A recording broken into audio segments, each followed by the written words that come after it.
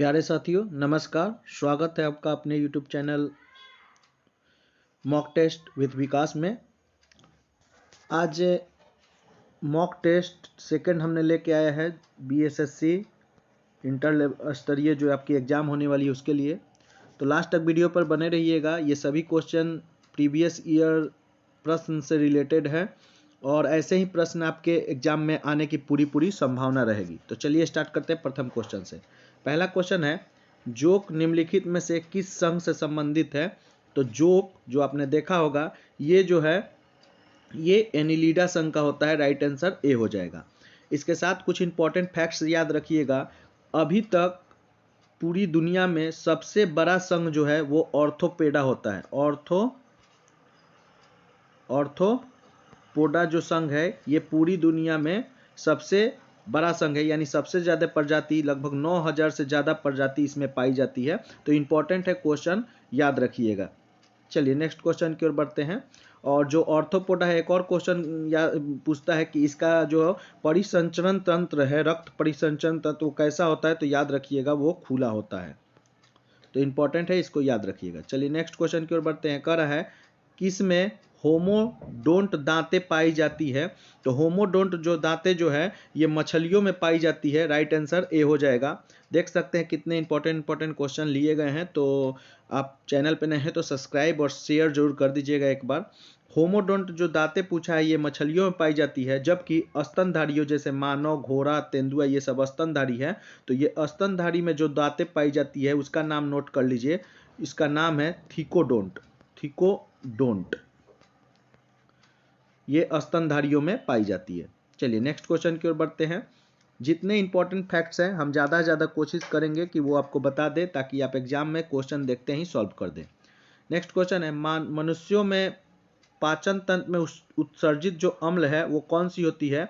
तो आप सभी जानते हैं हमारे पेट में, मनुष्य के पेट में जो है हाइड्रोक्लोरिक अम्ल उपस्थित होता है, यानी HCl उपस्थित होता है, जिसे भोजन पचाने में मदद मिलती है। तो हाइड्रोक्लोरिक अम्ल डी इसका राइट आंसर हो जाएगा।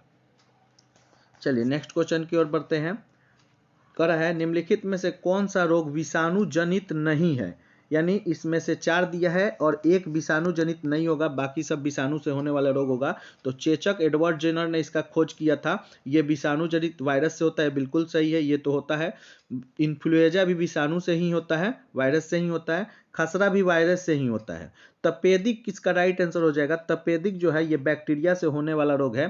कुछ और इंपॉर्टेंट रोग जो बैक्टीरिया से होते हैं उसका नाम याद रखिएगा, जिसमें से पेचिस रोग है, ठीक है, प्लेग रोग है, डिप्थीरिया है, ये नोट कर लीजिए, पूछता है। टिटनेस है, कुष्ठ रोग है, हैजा है, ये सभी जो है बैक्टीरिया से होने वाले रोग है। हैजा, डिप्थीरिया, पेचिस, प्लेग ये सभी जो है बैक्टीरिया से होने वाले रोग है, जबकि जो विषाणु से होने वाले रोग है वो चेचक है, इन्फ्लुएंजा है, खसरा है। इसके साथ ही याद रखिएगा डेंगू, ये भी जो है वायरस से ही होता है। चलिए नेक्स्ट क्वेश्चन की ओर बढ़ते हैं। तो क्वेश्चन दो तरह से पूछ सकता है आपसे, एक विषाणु जनित रोग कौन नहीं है और एक दे देगा जीवाणु जनित रोग कौन नहीं है। तो जीवाणु जनित में 3 जीवाणु का नाम देगा और एक विषाणु का दे देगा, ठीक है। तो ये इंपॉर्टेंट है, इसको याद रखिएगा। अगला देखते हैं। 1949 में भारत सरकार द्वारा निर्मित राष्ट्रीय आय समिति का अध्यक्ष कौन था? तो 1949 में जो भारत सरकार द्वारा निर्मित राष्ट्रीय आय समिति थी, इसका जो अध्यक्ष थे वो PC महालनोबिस जी थे। राइट आंसर बी हो जाएगा। और यही PC महालनोबिस जो है ये सेकेंड जो है 5 ईयर प्लान के भी अध्यक्ष रहे हैं। तो राइट आंसर इसका बी हो जाएगा। इंपॉर्टेंट है, इसको याद रखिएगा। नेक्स्ट देखते हैं, national academy of agriculture research management कहाँ स्थित है? तो national academy of agriculture research management जो है ये आपको हैदराबाद में देखने को मिलेगा। राइट आंसर इसका बी हो जाएगा। अगले क्वेश्चन की ओर बढ़ते हैं। कह रहा है कि निम्नलिखित कीमत सूचकांकों में से केंद्र सरकार के कर्मचारियों की मजदूरी के क्षतिपूर्ति हेतु किसका प्रयोग किया जाता है? तो कर्मचारियों के मजदूरी के क्षतिपूर्ति हेतु जो है ये औद्योगिक कर्मियों के लिए उपभोक्ता कीमत सूचकांक का प्रयोग किया जाता है। इसका राइट आंसर बी हो जाएगा। चलिए नेक्स्ट क्वेश्चन की ओर बढ़ते हैं। अगला क्वेश्चन एक और इंपॉर्टेंट क्वेश्चन आ गया। कह रहा है कि जब भारतीय न्यायिक पद्धति में लोकहित मुकदमा यानी PIL लाया गया तो उस समय भारत के मुख्य न्यायमूर्ति कौन थे? तो PIL के जन्मदाता ही थे PN भगवती जी। इसका राइट आंसर सी हो जाएगा। PN भगवती जी ही जो है भारत में PIL यानी लोकहित मुकदमा, जनहित याचिका जिसको आप कहते हैं, वो लाए थे और इसके जनक भी थे। एक और इम्पॉर्टेंट चीज याद रखिएगा, जो PIL है, जो जनहित याचिका है, ये स्टार्ट हुआ था USA से। ठीक है, USA से इसकी स्टार्ट होती है। भारत में इसको लाने का श्रेय PN भगवती जी को दिया जाता है और ये 1985 में भारत में आया था। तो ये सभी इंपॉर्टेंट है। अब ये क्या है जनहित याचिका, PIL क्या है? तो इसका फुल फॉर्म होता है पब्लिक इंटरेस्ट लिटिगेशन, यानी पब्लिक से रिलेटेड जो भी काम है, अगर उसमें कोई भी दुर्व्यवहार हो रहा है तो उसको लेकर आप न्यायालय में जा सकते हैं लोकहित याचिका लेके। तो ये PN भगवती जी भारत में लाए थे। राइट आंसर सी हो जाएगा। नेक्स्ट क्वेश्चन की ओर बढ़ते हैं। कह रहा है नेक्स्ट क्वेश्चन पॉलिटी से है, संसद में धन विधेयक के संदर्भ में कौन सा कथन गलत है? तो इसमें गलत चुनना है हमको। तो देख सकते हैं यह केवल एक मंत्री द्वारा पेश किया जाता है, ना कि एक निजी सदस्य द्वारा। बिल्कुल सही, धन विधेयक जो है एक मंत्री के द्वारा पेश किया जाता है, निजी सदस्य नहीं करते इसको। लोकसभा राज्यसभा की सभी या किसी भी सिफारिश को स्वीकार या अस्वीकार कर सकता है, ये भी सही है। लोकसभा इस पे सर्वोपरि होता है, वो राज्यसभा के सिफारिश को मान भी सकता है, ये नहीं भी मान सकता है। तीसरा देखते हैं, ये केवल लोकसभा में पेश किया जाता है, ये भी सही है। लोकसभा में सबसे पहले ये पेश किया जाता है, राज्यसभा में नहीं। राज्यसभा उसके बाद जाता है, लेकिन राज्यसभा के निर्णयों को मानना या ना मानना ये लोकसभा के अंतर्गत होता है। डी देखते हैं, इसमें राज्यसभा द्वारा अस्वीकार या संशोधित किया जा सकता है, यही इसका राइट आंसर होगा। ये गलत है। राज्यसभा इसमें एकदम शून्य इसका हस्तक्षेप होता है, यानी वो अगर कोई भी देता है तो वो लोकसभा मान भी सकता है और नहीं भी मान सकता है। अस्वीकार इसको राज्यसभा नहीं कर सकता और संशोधन भी इसमें नहीं कर सकता। ये टोटली लोकसभा पे डिपेंडेंट होता है। तो राइट आंसर इसका डी होगा, चूंकि यहाँ पे पूछा है कि कौन सा गलत है। नेक्स्ट क्वेश्चन की ओर बढ़ते हैं।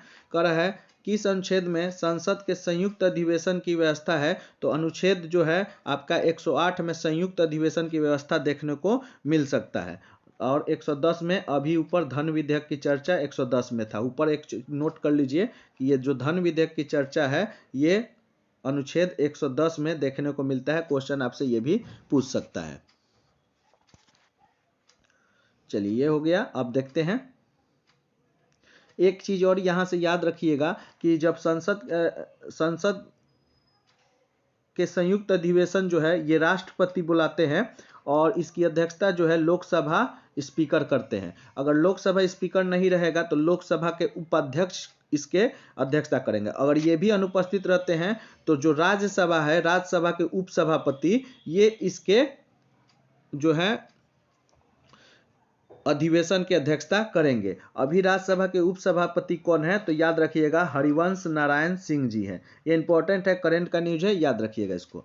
चलिए देख सकते हैं भारतीय संविधान में किस पद का उल्लेख नहीं है? तो भारतीय संविधान में जो है उप प्रधानमंत्री पद का जो है उल्लेख आपको नहीं मिलता है। राइट आंसर बी हो जाएगा। हमारे पहले उप प्रधानमंत्री जो बने थे वो कौन बने थे? तो सरदार वल्लभ भाई पटेल जी बने थे। नेक्स्ट क्वेश्चन की ओर बढ़ते हैं। निम्न में से कौन सा संविधान संशोधन राष्ट्रपति को किसी भी मामले को पूर्ण विचार के लिए मंत्रिमंडल को भेजने की शक्ति प्रदान करता है? तो इनमें से जो है 44वां संविधान संशोधन जो 1978 में आया था, इसी के द्वारा जो है राष्ट्रपति अगर चाहेगा तो वो कोई भी मामला को पुनः विचार के लिए मंत्रिमंडल को भेज देगा, और लेकिन उसके बाद अगर वो आता है तो उस पर राष्ट्रपति दखलंदाजी नहीं कर सकते हैं। ठीक है, यानी उसका सलाह जो बन के मंत्रिमंडल की सलाह बन के आएगा वो राष्ट्रपति को मानना होगा। तो राइट आंसर इसका सी हो जाएगा। 44वां संविधान संशोधन। 42वां संविधान संशोधन यहाँ दिया है, इसको मिनी कॉन्स्टिट्यूशन भी कहते हैं, और इसके द्वारा जो है हमारे उद्देशिका में 3 वर्ड जो जोड़े गए थे, ये इंपॉर्टेंट है, याद रखना है। चलिए नेक्स्ट क्वेश्चन की ओर बढ़ते हैं। सर्वोच्च न्यायालय के न्यायाधीश बनने के लिए न्यूनतम आयु पूछा है, तो इसका संविधान में जिक्र कहीं भी नहीं है। न्यूनतम आयु का जिक्र कहीं भी नहीं है, जबकि अधिकतम आयु 65 वर्ष हो सकती है, इसका जिक्र है। तो राइट आंसर इसका डी हो जाएगा। और सर्वोच्च न्यायालय के न्यायाधीश को गोपनीयता की शपथ कौन दिलाता है? तो ये भी क्वेश्चन आपसे पूछ सकता है। तो राष्ट्रपति जो है गोपनीयता की शपथ दिलाते हैं।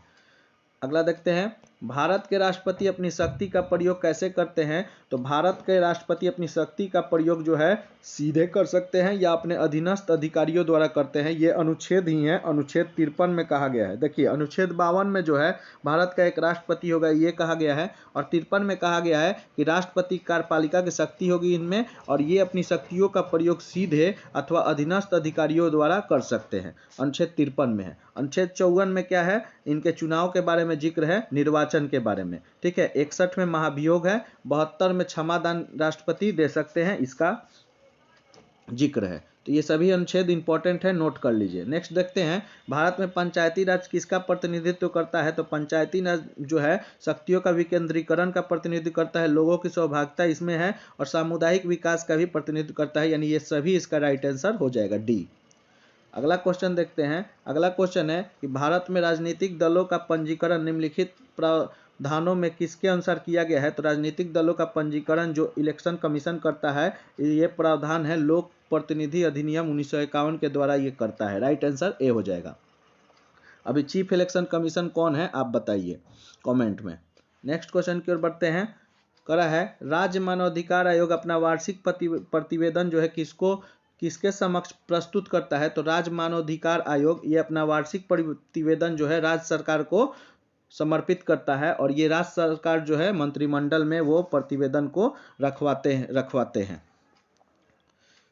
सदन के समक्ष रखवाते हैं वो प्रतिवेदन। और आपको बता दें कि मानवाधिकार आयोग है ये जो है 1993 में इसका गठन हुआ था। अभी इसके अध्यक्ष हाल फिलहाल चेंज हुए हैं, और नया अध्यक्ष जो बने हैं ये काफ़ी इंपॉर्टेंट है करंट के लिए, लिख लीजिए, श्री वी राम सुब्रमण्यम जी बने हैं।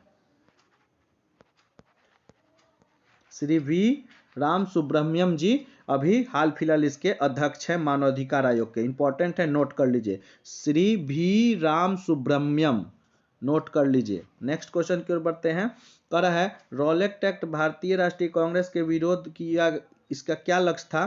तो रॉलेट एक्ट का भारतीय राष्ट्रीय कांग्रेस ने विरोध किया। इसका मुख्य लक्ष्य जो था व्यक्तिगत स्वतंत्रता को सीमित करना, यह इसका मुख्य लक्ष्य था। ये बिना दलील, बिना अपील, बिना वकील वाला कानून कहा गया, और इसमें हमारी स्वतंत्रता छीन हो रही थी, इसीलिए राष्ट्रीय कांग्रेस ने इसका जो है विरोध किया था। बाकी देख लेते हैं, भारतीय राष्ट्रीय कांग्रेस का प्रतिनिधित्व करना, तो ये देखिए ये सब थोड़ा बहुत आपको सही लगेगा, लेकिन सबसे ज़्यादा इम्पोर्टेंट ये है, ये हमारी स्वतंत्रता को सीमित करता था, इसीलिए भारतीय राष्ट्रीय कांग्रेस ने इसका जोरदार विरोध किया। नेक्स्ट क्वेश्चन की ओर बढ़ते हैं, और गांधी जी ने तो उसको काला कानून भी कहा था। नेक्स्ट क्वेश्चन, आत्मीय सभा के संस्थापक पूछा है। तो आत्मीय सभा जिसकी स्थापना जो है आपको 1815 ईस्वी में हुई थी, इसकी स्थापना, तो इसकी स्थापना कोलकाता में 1815 ईस्वी में हुई, और राजा राम मोहन राय ने इसके संस्थापक थे। राइट आंसर ये हो जाएगा। दयानंद सरस्वती ने क्या किया? तो 1875 में मुंबई में जो है आर्य समाज की स्थापना की थी। ठीक है, स्वामी विवेकानंद ने 1897 ईस्वी में जो है ये रामकृष्ण मिशन आश्रम की स्थापना कोलकाता में ही की। तो इंपॉर्टेंट है, याद रखिएगा। नेक्स्ट क्वेश्चन की ओर बढ़ते हैं। हुमायूं द्वारा लड़े गए 4 प्रमुख युद्धों का सही क्रम पूछा है। VVI मार लीजिए, बहुत इंपॉर्टेंट क्वेश्चन है।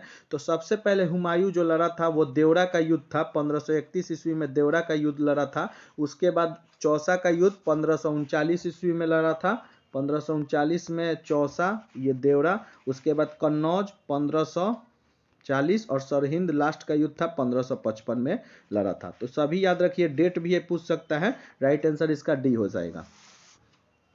अगले क्वेश्चन की ओर बढ़ते हैं। अगला क्वेश्चन है कि मालवार में मोपला विद्रोह 1921 में किसका परिणाम था? तो मालवार में जो मोपला विद्रोह था ये खिलाफत आंदोलन का परिणाम था। खिलाफत आंदोलन जो स्टार्ट हुआ था 1920 ईस्वी में, वो इसी का परिणाम मालवार का मोपला विद्रोह था। इसमें जनरली हुआ क्या था कि वहाँ के भूमिकर जो थे और पट्टेदार जो थे, इन दोनों के बीच जो है सांप्रदायिक धारणा छिल गई, चूँकि भूमिकर लोग हिंदू थे और वो उनका विरोध जो करने लगे, पट्टेदार लोग करने लगे, और इसी में सांप्रदायिक दंगे छिड़ गए। और ये इसका जो मोपला विद्रोह का जो है ये नेता जो है वो अली मुसलियर थे। ये पूछता है एग्जाम में, याद रखिएगा, अली मुसलियर जी इसके नेता थे मोपला विद्रोह के। चलिए नेक्स्ट क्वेश्चन की ओर बढ़ते हैं। अगला देखते हैं, किसने कहा था आज़ादी हमारी पहुंच के अंतर्गत है, हमें इसे कस के पकड़ना होगा। तो ये जो है आज़ादी हमारी पहुंच के अंतर्गत है, हमें इसे कस कर पकड़ना होगा, ये 1942 में महात्मा गांधी जी ने कहा था भारत छोड़ो आंदोलन के समय, और इसी समय करो या मरो का नारा दिया था। नेक्स्ट क्वेश्चन की ओर बढ़ते हैं। अगला क्वेश्चन है, भारतीय राष्ट्रीय कांग्रेस में द्वितीय मुस्लिम अध्यक्ष पूछा है। तो पहले मुस्लिम अध्यक्ष तो जो है बदरुद्दीन तैयब जी, और द्वितीय जो पूछा है इसका नाम रहमतुल्लाह सयानी जी हो जाएगा, याद रखिएगा। और रहमतुल्लाह सयानी जो है 1896 ईस्वी में ये द्वितीय अध्यक्ष बनते हैं, 1896 में कोलकाता में। और यही सेशन में जो है सबसे पहले वंदे मातरम गाया गया था। वंदे मातरम जो है गीत जो है सबसे पहले गाया गया था इन्हीं के सेशन में 1896 में। नोट कर लीजिए, इंपॉर्टेंट है। क्वेश्चन जैसे भी घुमाएगा आपको आंसर लगा देना है, सब इसीलिए डिस्कशन करवा देते हैं। नेक्स्ट क्वेश्चन, निम्नलिखित में से किस एक पुरास्थल से पाषाण संस्कृति से लेकर हड़प्पा संस्कृति तक सांस्कृतिक अवशेष प्राप्त हुए हैं? तो पाषाण से लेके और हड़प्पा तक मेहरगढ़ जो कि पाकिस्तान में है यहाँ से प्राप्त हुए हैं। राइट आंसर इसका ए हो जाएगा। अगले क्वेश्चन की ओर बढ़ते हैं। अगला क्वेश्चन है कि गौतम बुद्ध को एक देवता का स्थान किस राजा के समय प्राप्त हुआ? तो गौतम बुद्ध को, महात्मा बुद्ध को देवता का स्थान जो है कनिष्क के काल में प्रारंभ हुआ। इसी के समय जो है चौथी बौद्ध संगीति कश्मीर के कुंडग्राम में होती है। और इसी समय बौद्ध धर्म है दो भागों में बढ़ जाता है, एक हीनयान एक महायान। कनिष्क जो है ये महायान का फॉलोअर था, और महायान के ही जो समर्थक थे वो गौतम बुद्ध को एक देवता के रूप में पूजा करते थे। तो राइट आंसर इसका बी हो जाएगा। 4 बौद्ध संहितियाँ हुई है, इसका भी याद रखिएगा। पहला जो है अजातशत्रु के काल में, दूसरा कालाशोक, तीसरा जो है अशोक के काल में, और चौथा कनिष्क के काल में हुई है। पहला कहाँ हुआ है? तो पहला राजगीर में हुआ है। कालाशोक के काल में जो हुआ वो वैशाली में हुआ, और अशोक के काल में पाटलिपुत्रा में हुआ, और चौथा कनिष्क के काल में कुंडग्राम में हुआ। ये इंपॉर्टेंट है, याद रखिएगा। नेक्स्ट देखते हैं, चंद्रगुप्त मौर्य ने सेल्यूकस को किस वर्ष पराजित किया था? तो सेल्यूकस जो कि किसका राजदूत था? तो सिकंदर का राजदूत था। इसको जो है चंद्रगुप्त मौर्य ने 305 ईस्वी पूर्व में पराजित कर दिया था। राइट आंसर डी होगा। और पराजित करने के बाद सेल्यूकस ने चंद्रगुप्त मौर्य को जो है कंधार, मकरान, हेरात ये सब का प्रदेश जो है ये चंद्रगुप्त मौर्य को गिफ्ट में दे दिया। और बदले में भी चंद्रगुप्त मौर्य ने सेल्यूकस को जो है 500 जो है हाथी गिफ्ट में दिया था उपहार के रूप में। ये भी इंपॉर्टेंट है, याद रखिएगा। अगला देखते हैं। नेक्स्ट क्वेश्चन है कि रजत सिक्का जारी करने वाला प्रथम गुप्त शासक पूछा है। तो रजत सिक्का जारी करने वाला सबसे पहला गुप्त शासक जो है चंद्रगुप्त द्वितीय था, जिसको विक्रमादित्य के नाम से भी संबोधित किया जाता है। और इसका जो नाम रखा था रजत सिक्का का, ये रखा था रूपक। नेक्स्ट क्वेश्चन देखते हैं। कह रहा है कि निम्नलिखित में से कौन सा सुल्तान अपने फरमान में सरदार या अमीरों को मनसदे आली के नाम से संबोधित करता था? तो मनसदे आली जो है ये नाम से संबोधित करता था बहलोल लोदी। बहलोल लोदी जो लोदी वंश का संस्थापक था, यही जो है सरदारों को और अमीरों को जो है मनसदे आली कहकर संबोधित करता था, और बड़ा सम्मान देता था ये अमीर और सरदारों को। बहलोल लोदी लोदी वंश का संस्थापक था, और इसका कार्यकाल जो है याद रखिएगा 1451 से 1489 तक रहा है। चलिए नेक्स्ट क्वेश्चन की ओर बढ़ते हैं। अगला क्वेश्चन है, नेक्स्ट क्वेश्चन है कि मोहम्मद बिन तुगलक के बारे में पूछा है कि निम्नलिखित अभियानों को कालानुक्रम सजाना है, इसमें से कौन सा पहले होगा, कौन लास्ट में जाएगा? कालानुक्रम सजाना है। तो आपको बता दें कि मोहम्मद बिन तुगलक जिसका मूल नाम जो है जूना खा था, इससे बहुत इंपॉर्टेंट क्वेश्चन आता है। पहला इसका मूल नाम जूना खा था, इसने उपाधि उलुग खा का भी लिया था। ठीक है, तो इसने जो है शासन जो किया है वो 1325 से 1351 ईस्वी तक शासन किया है। और 25 में आते आते सबसे पहले दोआब पर कर लगाया, यानी 1325 में दोआब पर कर लगा दिया था। उसके बाद क्या किया कि अपनी जो है राजधानी परिवर्तन कराया और राजधानी दिल्ली से लेके चला गया कहाँ, दिल्ली से ले गया देवगिरी में, और देवगिरी का नाम दौलताबाद रखा।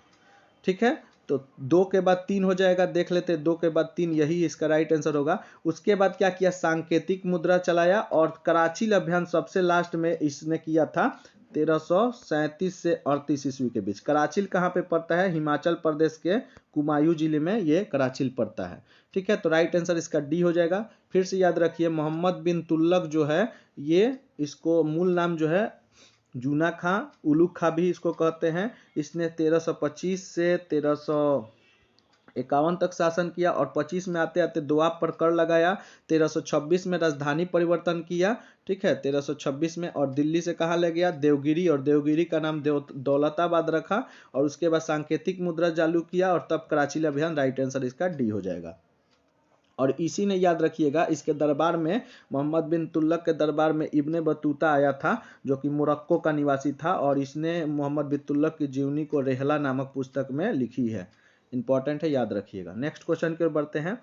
पहला पेपरलेस बजट बताना है, तो केंद्रीय बजट 2021-22 में पहला पेपरलेस बजट पेश किया गया था निर्मला सीतारमन जी के द्वारा।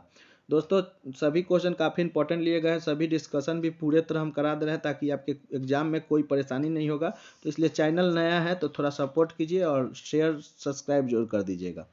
अगला देखते हैं, पोंग और तापू किसका लोक नृत्य है। तो पोंग और तापू ये दोनों जो है अरुणाचल प्रदेश का लोक नृत्य है। अब याद करने का तरीका याद रखिएगा। अरुण नाम का एक लड़का था जो पागल था, और पागल क्यों था, क्योंकि उसका हमेशा पागल होने से टेम्परेचर बढ़ जाता था। पोंग और तापू, अरुण नाम का लड़का, अरुणाचल प्रदेश। नेक्स्ट क्वेश्चन, निम्नलिखित में से एक जल प्रदूषक नहीं है इनमें से। तो इनमें से आर्सेनिक, क्रोमियम, गाद, ये सभी जल प्रदूषक है, जबकि हिमनद जो है जल प्रदूषक नहीं है, ये शुद्ध जल होता है हिमनद, बर्फ। अगला देखते हैं, इनमें से सुमेलित नहीं है बताना है कौन। तो इनमें से जो है पामेजी जेलिमो जो है भारोत्तोलन से नहीं है। पामेजी जेलिमो जो है ये एक धावक है, केनियाई धावक है, केनिया की है, और ये जो है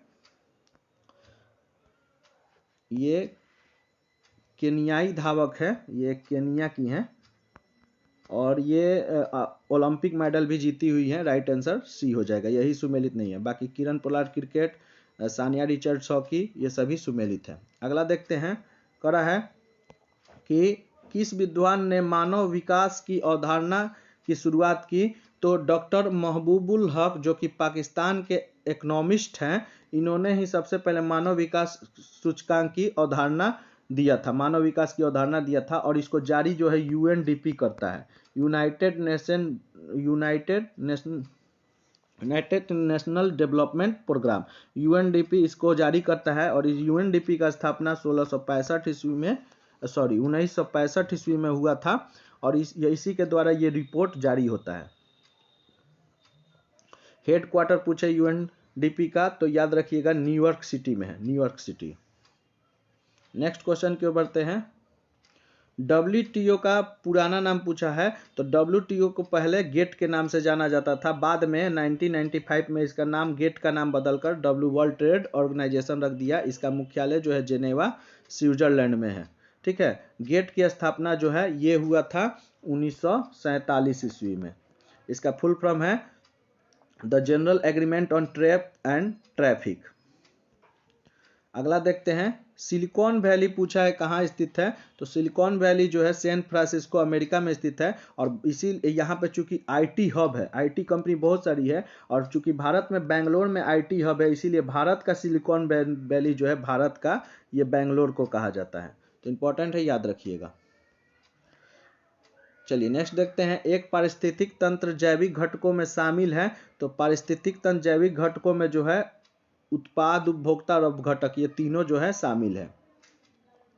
नेक्स्ट क्वेश्चन, एनजीटी भारत सरकार द्वारा स्थापित कब किया गया था। तो नेशनल ग्रीन ट्रिब्यूनल जो है ये 2010 ईस्वी में भारत सरकार द्वारा स्थापित किया गया था।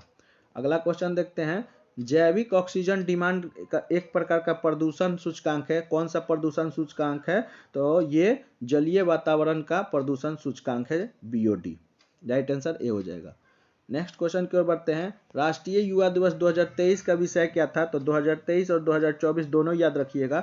2023 का विषय जो है विकसित युवा विकसित भारत था, और 2024 का विषय जो इस बार था ये था उठो जागो और अपने लक्ष्य को पहचानो। उठो जागो एंड अपने लक्ष्य को पहचानो। नोट कर लीजिए, उठो जागो और अपने लक्ष्य को पहचानो इस बार की थीम थी, और ये जो है 12 जनवरी को विवेकानंद की जयंती पर मनाया जाता है युवा दिवस, राष्ट्रीय युवा दिवस। आपको बताना है कमेंट में कि अंतर्राष्ट्रीय युवा दिवस कब मनाया जाता है। नेक्स्ट क्वेश्चन की ओर बढ़ते हैं। हाल ही में प्रसिद्ध व्यक्ति वाणी जयराम का निधन हो गया, उनका संबंध पूछा है। तो वाणी जयराम एक संगीतकार थे, राइट आंसर ए हो जाएगा। अगला देखते हैं। देखिए 74वां गणतंत्र दिवस की झांकी में किस झांकी का प्रथम स्थान मिला है? तो आपको देखना है कि 74वां पूछा है कि 75वां। 74वां जो 2023 में हुआ था, इसमें प्रथम स्थान जो है उत्तराखंड की झांकी को मिला है, जबकि 75वां 2024 में हुआ है। और ये जो है इसमें बेस्ट जो पुरस्कार मिला है ये मिला है उड़ीसा राज्य को। महिला सशक्तिकरण के लिए इसको पुरस्कार मिला है। तो देख लेना है कब पूछा है। पहले का क्वेश्चन इसलिए हम ले लिए हैं ताकि आपका एग्जाम जो है 3-4 साल पहले ही हुआ है, तो हो सकता है उससे रिलेटेड 2-3 साल पहले का, 1 साल पहले का करंट अफेयर दे सकता है। नेक्स्ट क्वेश्चन की ओर बढ़ते हैं। वैज्ञानिक अनुसंधान केंद्र दक्षिण गंगोत्री की स्थापना कब की गई? तो दक्षिण गंगोत्री जो कि वैज्ञानिक अनुसंधान केंद्र है अंटार्कटिका में 1983 में इसकी स्थापना किया गया था। चलिए नेक्स्ट क्वेश्चन की ओर बढ़ते हैं।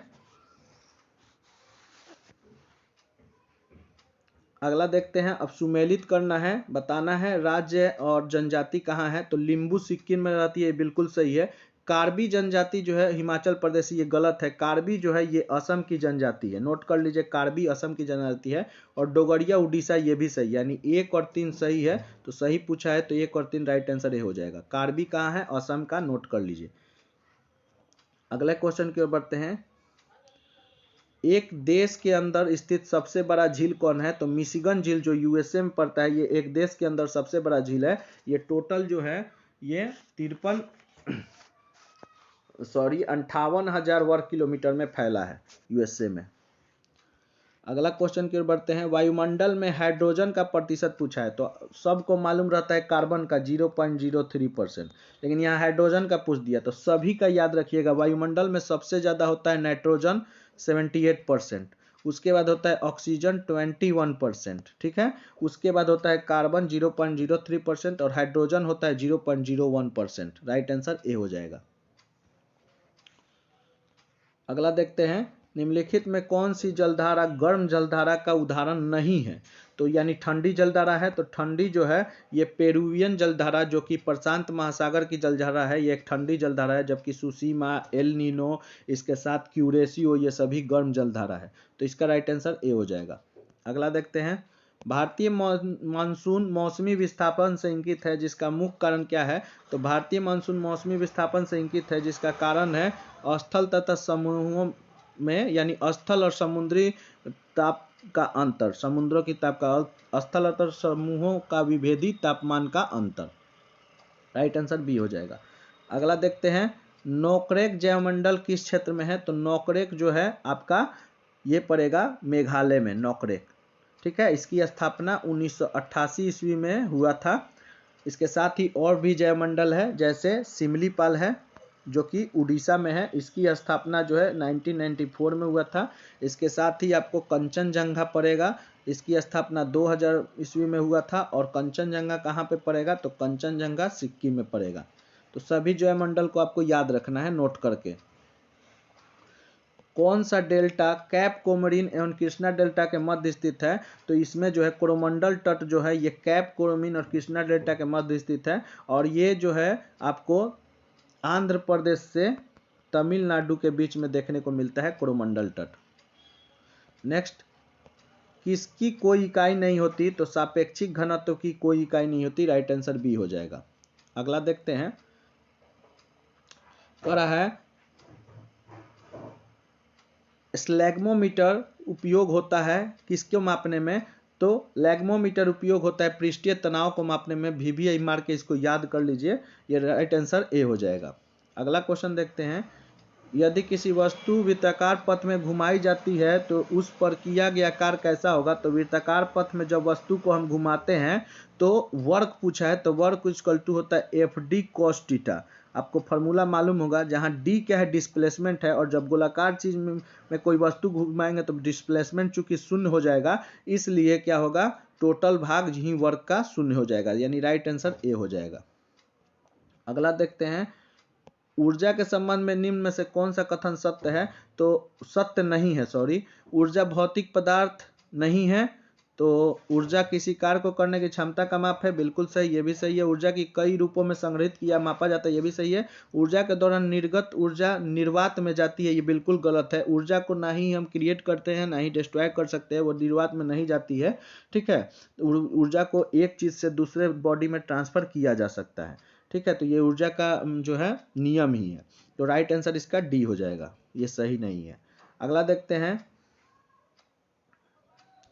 कह रहा है कि एक पत्थर के स्प्रिंग तुला पर बंधा हुआ निम्नलिखित स्थितियों में कौन सा स्प्रिंग तुला की रीडिंग में सबसे कम भार दिखाएगा। भार पूछा है, यानी एक स्प्रिंग है, यहाँ पत्थर बांधा गया है, तो इस सबसे कम भार कब दिखाएगा, जब वो पत्थर हवा में लटका हो, यानी हवा में लटका दिए हो।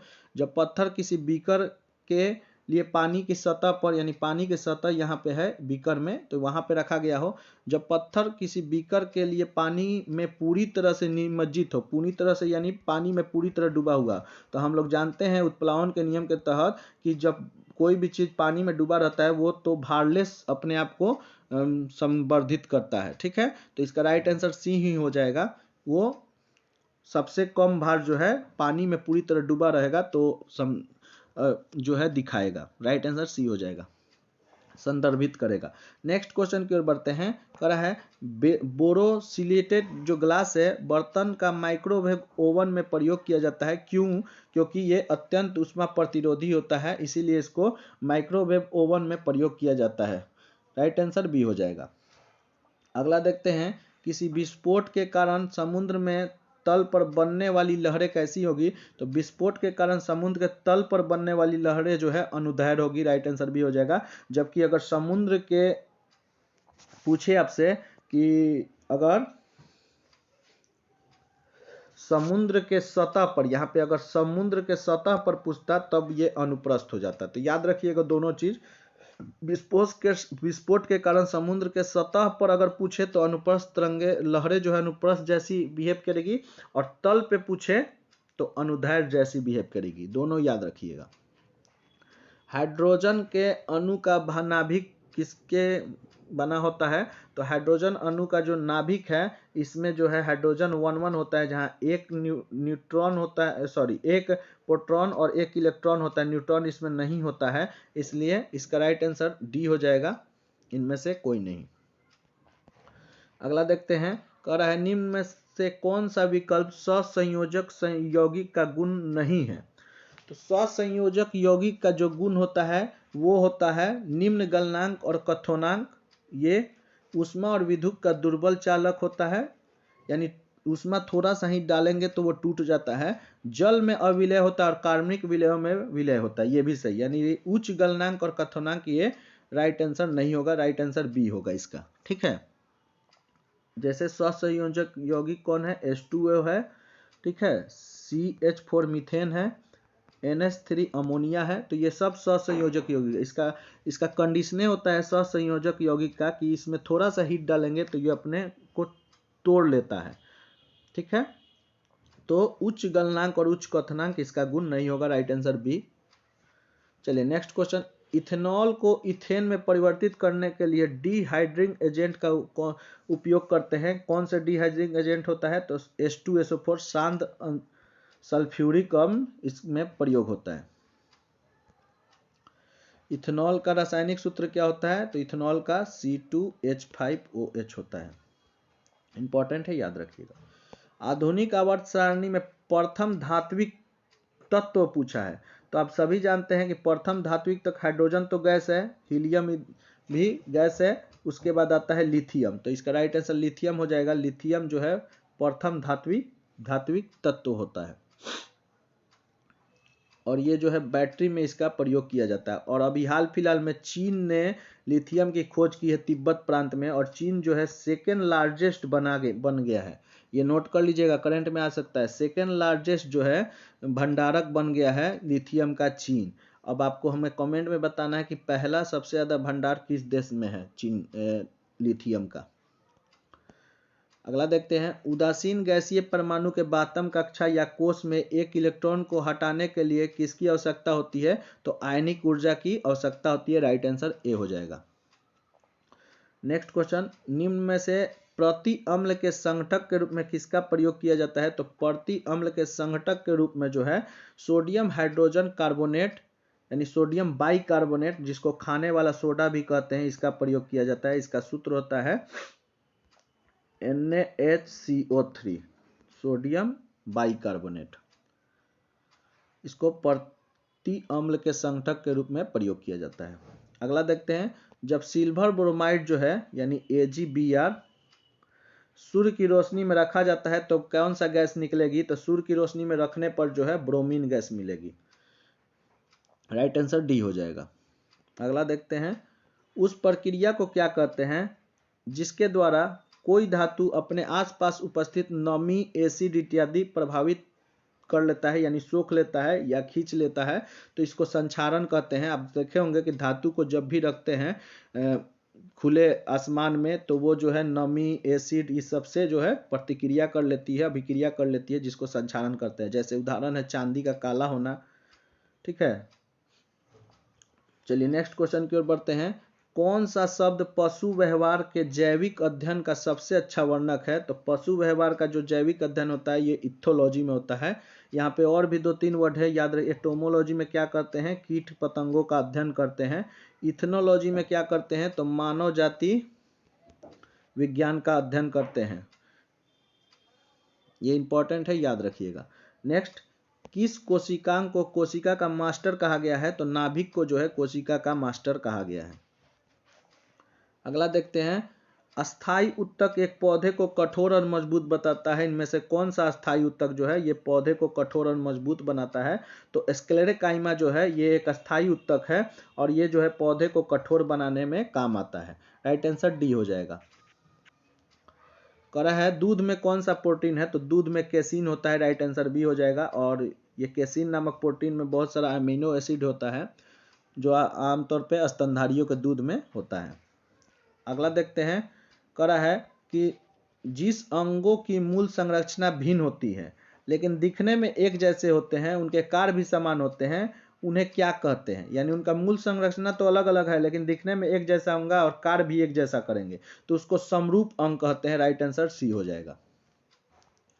अगला क्वेश्चन की ओर बढ़ते हैं, करा निम्नलिखित में अंतःपरजीवी का उदाहरण कौन सा है? तो अंतःपरजीवी का उदाहरण जो है इनमें से फीता कृमि है। राइट आंसर ए हो जाएगा। फीता कृमि एक अंतःपरजीवी का उदाहरण है।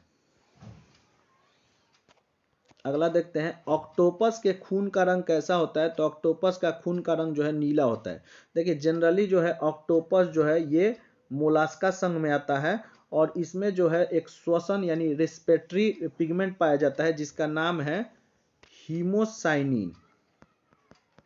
और ये हीमोसाइनिन जो है रक्त का रंग नीला होता है इसका, इसीलिए चूंकि इसमें कॉपर धातु होता है हीमोसाइनिन में, इसीलिए इसका रक्त का रंग जो है नीला होता है।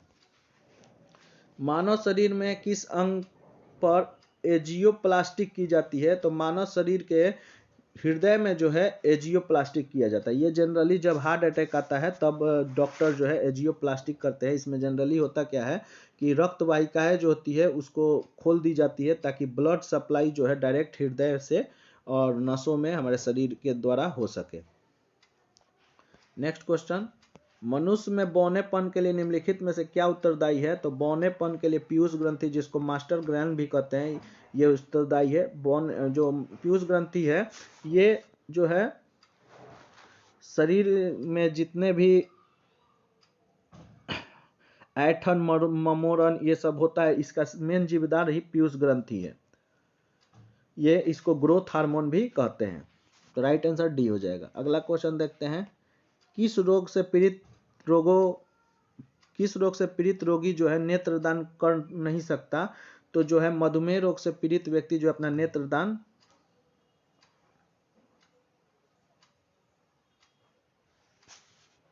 एक मिनट, क्वेश्चन क्या है, इनमें से किस रोग से पीड़ित रोगी भी नेत्रदान कर सकते हैं। हो, कौन सा रोग है जिससे पीड़ित व्यक्ति अपना नेत्रदान कर सकते हैं, तो मधुमेह जिसको शुगर कहते हैं, इससे पीड़ित व्यक्ति नेत्रदान कर सकते हैं, जबकि रेबीज, टिटनेस और हैजा इससे पीड़ित व्यक्ति जो है अपना नेत्रदान नहीं कर सकते हैं। अगला देखते हैं, निम्नलिखित में से कौन सा पदार्थ तंबाकू में मौजूद होता है, तो तंबाकू में जो है निकोटीन मौजूद होता है, आप सभी जानते होंगे।